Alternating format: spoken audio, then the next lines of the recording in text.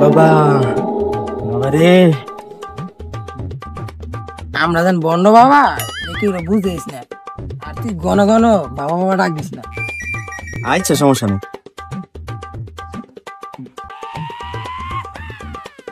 বাবা কি হয়েছে বর্ষ?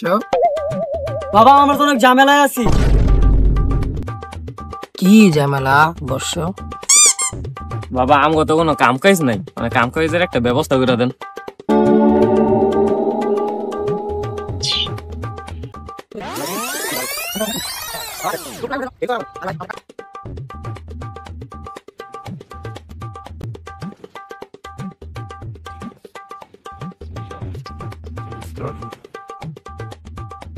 কিও ভাই, কোন কাম কাজের ব্যবস্থা এর ধ্যান যাবে আনো?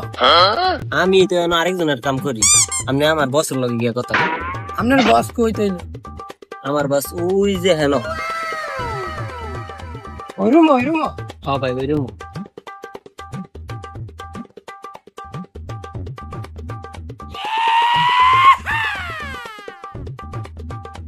আপনি কে কারখানার বস? তুই কি মনে হয় বেটা, কারখানার ভিতরে আমার মতন করে দেখছস? হ্যাঁ হ্যাঁ আমি বস। বস একটা কাজ লাগতো। নে এটা ভালো দিয়ে বেটা, এই ময়লা ফালানোর লেগে একটা লোক দরকার ছিল, তুই যেটা করতি না, যা।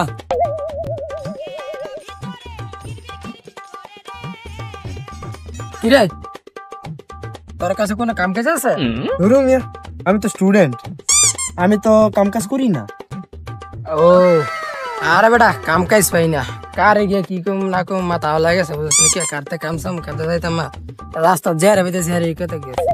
তাহলে কাজের জায়গা গিয়ে কাজ করছো কে? এনওজি কইতাছে কে আমারে? আচ্ছা তো জায়গা তুই থাক কেন।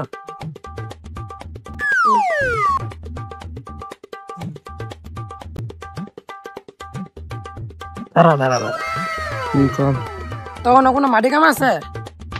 হ্যাঁ আছে। লোক মুখ লাগলে আমার লয়ে লো। এই লোক চলা না কেন? আরে ভাই আমার একটা কাজ অনেক দরকার ভাই। ভাই মজা করছি, আমার কোনো কাজ নাই। কাম কাজ নাই, কোন একটা দান্দা বান্দা করতে হবে, বুঝছি।